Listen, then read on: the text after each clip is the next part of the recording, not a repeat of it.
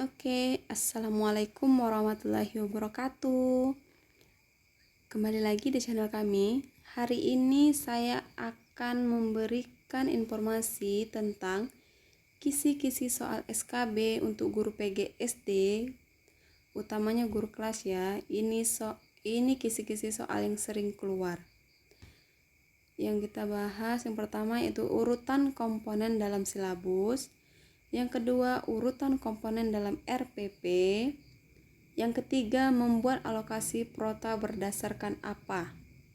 Itu ya, maksudnya itu kita membuat alokasi prota program tahun itu berdasarkan apa sih? Seperti itu. Yang keempat, membuat alokasi prota bagaimana? Tadi yang ditanyakan apa, dan yang keempat itu bagaimana? Yang kelima itu langkah penyusunan prota atau program tahunan. Yang keenam, langkah menyusun promes atau program semester. Yang ketujuh, prinsip penilaian yang dapat dipertanggungjawabkan disebut dengan apa. Yang kedelapan, langkah dalam menyusun butir soal. Yang kesembilan, fungsi tes formatif. Dan yang kesepuluh, perbedaan formatif dan sumatif. Oke, ini terutama untuk guru kelas, otomatis harus mengetahui atau di luar kepala gitu ya, kisi-kisi pembuatan soal untuk guru kelas itu seperti apa. Di sini ada 10 kisi-kisinya, langkah-langkahnya untuk membuat soal seperti itu. Oke, sebelum kita lanjut ke pembahasan dari yang pertama, jangan lupa klik tombol subscribe, like, komen, dan share agar kalian tidak ketinggalan jika kami upload video-video terbaru. Oke, kita langsung saja ke pembahasan yang pertama, yaitu urutan komponen dalam silabus. Apa saja sih urutan komponen dalam silabus itu? Oke, di sini A, identitas mata pelajaran, itu urutan komponen dalam silabus. Yang kedua itu identitas sekolah, meliputi nama satuan pendidikan dan kelas, itu nama sekolah, kelas, itu kelas berapa, A, B, atau C, seperti itu ya. Yang ketiga itu kompetensi inti dalam silabus itu tentang apa. Yang D itu kompetensi dasar, E tema, F materi pokok. Materi pokok ini mencakup apa sih yang akan kita berikan, yang akan kita cantumkan dalam silabus untuk menerapkan pembelajaran kepada peserta didik. G itu pembelajaran yang kita lakukan, yang kita berikan untuk anak didik kita. H yaitu penilaian. Penilaian di sini itu maksudnya setelah kita sudah memberikan metode pembelajaran atau strategi pembelajaran kepada peserta didik, kita akan memberikan penilaian apakah peserta didik itu paham atau masih ada yang belum dipahami tentang pembelajaran yang kita berikan. Yang I yaitu sumber belajar tentang pembelajaran yang kita buat dalam silabus itu dari mana, seperti itu. Ini dia tadi ada beberapa poin urutan komponen dalam silabus. Pertama, identitas mata pelajaran, identitas sekolah, kompetensi inti, kompetensi dasar, tema, materi pokok, pembelajaran, penilaian, dan sumber belajar. Jadi guru kelas itu harus paham betul ya bagaimana urutan komponen dalam membuat silabus. Oke, kita masuk yang kedua, yaitu urutan komponen RPP. Tadi urutan komponen dalam silabus, yang kedua itu urutan komponen dalam RPP atau rencana pelaksanaan pembelajaran. Yang di sini urutannya yang pertama itu identitasnya sekolah, yaitu nama satuan pendidikan. Misalnya kita itu mengajarnya di SMP, SD, atau SMA, seperti itu. Jadi di RPP kita itu tercantum sekolah mana kita mengajar. B itu identitas mata pelajaran atau tema atau subtema. Oke, di sini identitas mata pelajaran maksudnya apa? Kita membuat RPP tentang mata pelajaran matematika, bahasa Indonesia, seni, PKN, seperti itu. Jadi RPP dalam setiap mata pelajaran itu berbeda-beda. Di sini yang dimaksudnya identitas mata pelajaran atau tema dan subtema. Selanjutnya itu kelas atau semester, sudah saya singgung tadi waktu penyusunan silabus. Kelas atau semester otomatis kita memberikan RPP itu kan berbeda-beda untuk kelas 10, 11 ataupun yang kelas di mana kita mengajar. Seperti itu, dari kelas 1 sampai kelas 3 itu berbeda-beda, tidak sama. D itu materi pokok. Materi pokok ini maksudnya itu materi tentang pelajaran apa sih yang akan kita buat RPP. Seperti itu. Alokasi waktu. Alokasi waktu di sini maksudnya berapa jam sih kita memberikan pembelajaran kepada peserta didik, atau ke 90 menit, 60 menit, ataupun ada yang 120 menit seperti itu. Di sini kita memberikan atau mencantumkan waktu dalam RPP yang akan kita berikan kepada peserta didik. F itu tujuan pembelajaran. Tujuan pembelajaran di sini otomatis para guru paham betul ya tujuan pembelajaran. Kita akan memberikan pemahaman kepada peserta didik, pengajaran kepada peserta didik tentang materi-materi yang akan kita berikan kepada mereka. G yaitu kompetensi dasar dan indikator pencapaian kompetensi. Di sini udah pasti ya, setiap RPP atau pembelajaran yang kita berikan mempunyai kompetensi dasar dan indikator pencapaian kompetensi yang harus dicapai oleh peserta didik. Selanjutnya itu materi pembelajaran, sama tadi dengan materi pokok. Metode pembelajaran. Nah, metode pembelajaran ini bermacam-macam ya, sesuai dengan kondisi kelas yang akan kita berikan pembelajaran. Otomatis di setiap kelas itu metode pembelajarannya itu berbeda-beda, tidak ada yang sama. J itu media pembelajaran, apakah kita bisa menggunakan media grafis atau media cetak, seperti itu. Sumber pembelajaran. Nah, di sini sumber pembelajaran apakah kita mengambil sumber pembelajarannya dari buku ataupun dari sumber belajar yang lain, seperti itu. Yang L itu langkah-langkah pembelajaran. Otomatis dalam RPP kita harus menuliskan atau menentukan langkah-langkah pembelajaran akan kita berikan itu seperti apa, supaya peserta didik itu lebih paham atau lebih mudah untuk menerapkan pembelajaran yang akan kita berikan dan pencapaian kompetensinya itu sesuai dengan yang kita harapkan, seperti itu ya. Oke, yang selanjutnya itu penilaian hasil pembelajaran, di mana setiap RPP yang akan kita berikan itu harus adanya penilaian apakah peserta didik itu paham atau masih atau sebagiannya yang belum paham tentang pembelajaran yang akan kita berikan. Itu kan memberikan penilaian, dan jika ada yang belum paham itu kita memberikan evaluasi untuk selanjutnya. Oke, inilah dia beberapa urutan membuat komponen RPP. Mudah-mudahan di sini cukup jelas ya dengan yang saya berikan penjelasan. Oke, kita masuk yang ketiga, itu membuat alokasi prota atau program tahunan berdasarkan apa sih, seperti itu.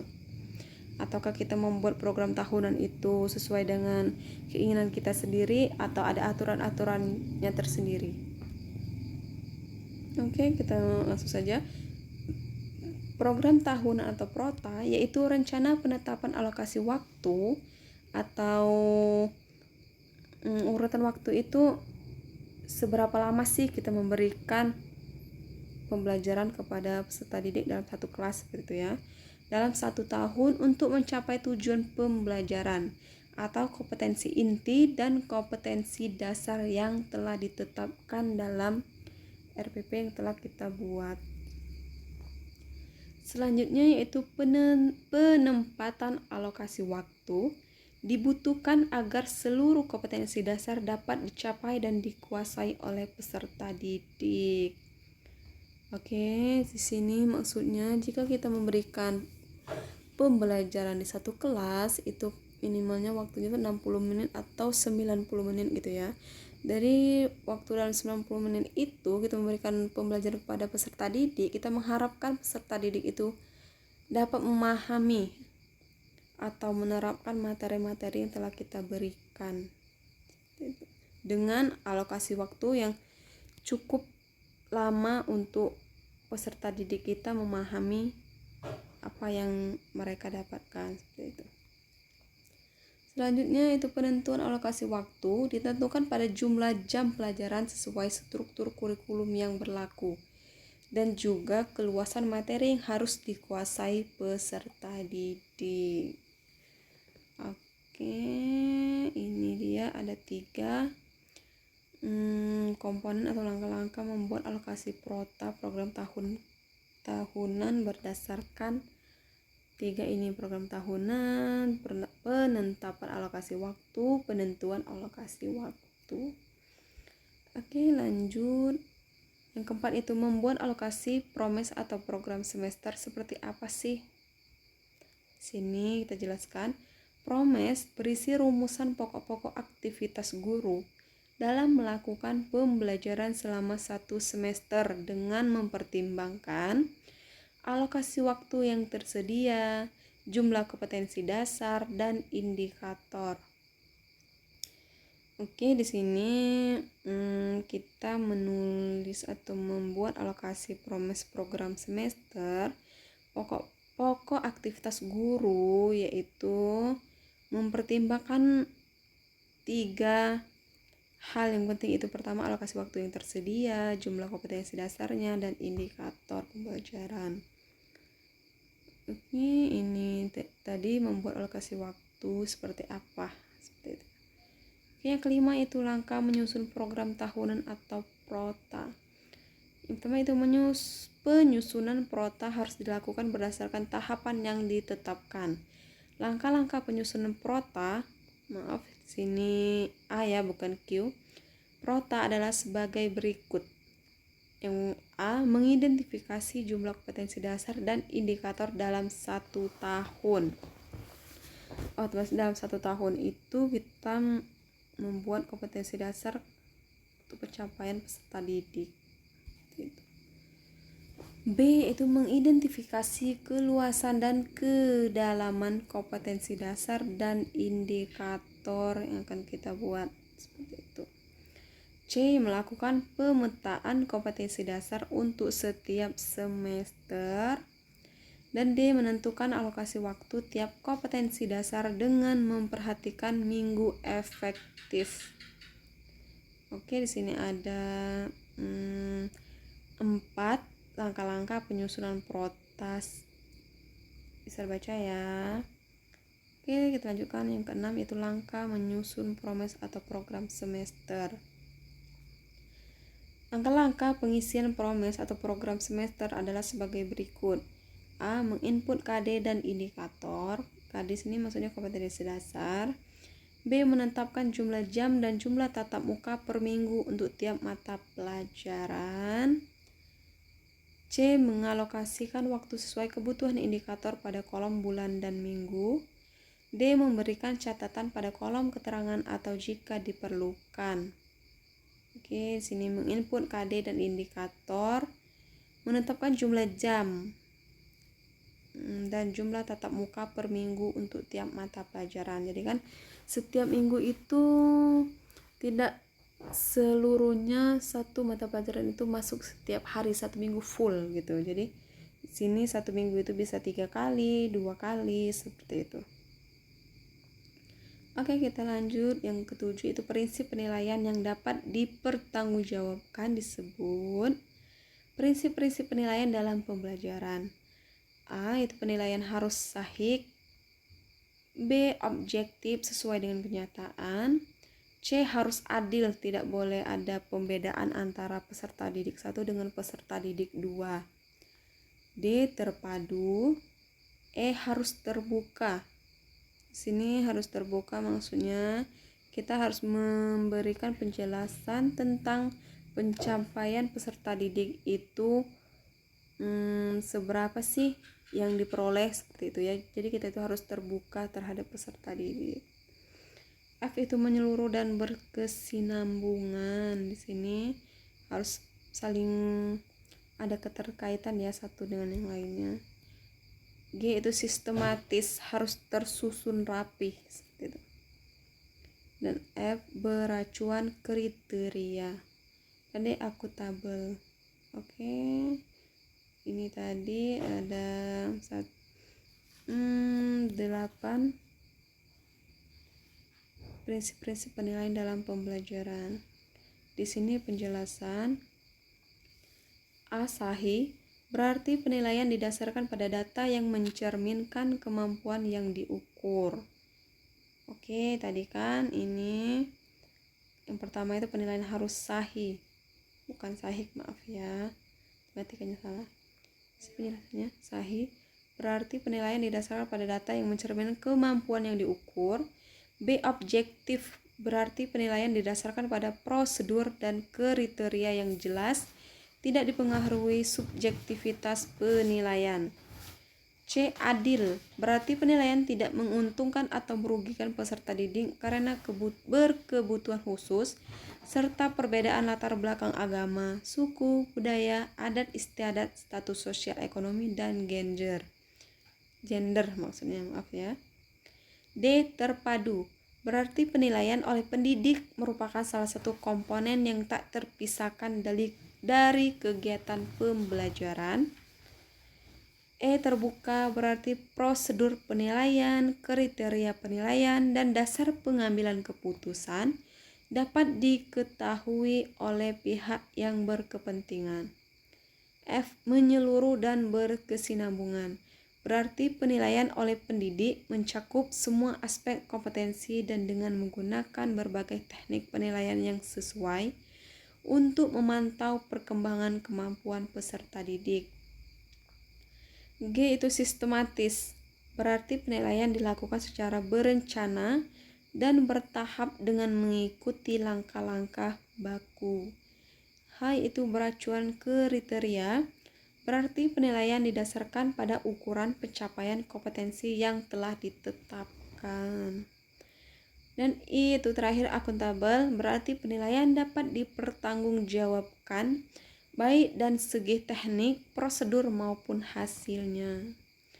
Jadi dari teknik, prosedur maupun hasilnya evaluasi itu harus dipertanggungjawabkan seperti itu. Yang kedelapan, langkah dalam penyusunan butir soal. Langkah penyusunan soal. A. Menentukan tujuan evaluasi atau formatif, sumatif, tes lisan, tugas individu atau kelompok, ujian praktik, ulangan harian, dan lain-lain. B. Menentukan kompetensi yang akan diujikan sesuai dengan tujuan evaluasi. C. Menentukan materi esensial dan indikator dalam penyusunan butir soal yang akan kita buat. D. Menentukan jumlah butir soal yang akan diujikan, apakah 50, 30, 20, seperti itu. Dan E. Menentukan proporsi butir soal jumlah butir soal. F. Menentukan penyebaran butir soal. G. Merumuskan indikator soal secara tepat. Bisa disesuaikan dengan soal, misalnya uraian, tes lisan, pilihan ganda, dan lain-lain. Oke, yang selanjutnya itu menuliskan dalam format kisi-kisi. Inilah tadi beberapa langkah-langkah dalam penyusunan butir soal. Oke, kita lanjut yang ke-9 yaitu fungsi tes formatif apa. Dan yang 10 perbedaan formatif dan sumatif itu apa sih? Jadi harus dihafal ya. Oke, jenis evaluasi berdasarkan tujuan. Evaluasi diagnostik, evaluasi yang ditujukan untuk menelaah kelemahan-kelemahan siswa beserta faktor-faktor penyebabnya. B. Evaluasi selektif, evaluasi yang digunakan untuk memilih siswa yang paling tepat sesuai dengan kriteria program kegiatan tertentu. C. Evaluasi penentapan, evaluasi yang digunakan untuk menempatkan siswa dalam program pendidikan tertentu yang sesuai dengan karakteristik siswa. D. Evaluasi formatif, evaluasi yang ditentukan untuk memperbaiki dan meningkat proses belajar dan mengajar. Dan E, evaluasi sumatif, evaluasi yang dilakukan untuk menentukan hasil dan kemajuan belajar siswa atau peserta didik. Oke, di sini perbedaan. Untuk video selanjutnya kami akan menjelaskan perbedaan tes formatif dan sumatif itu apa, seperti itu ya. Jadi ini tadi ada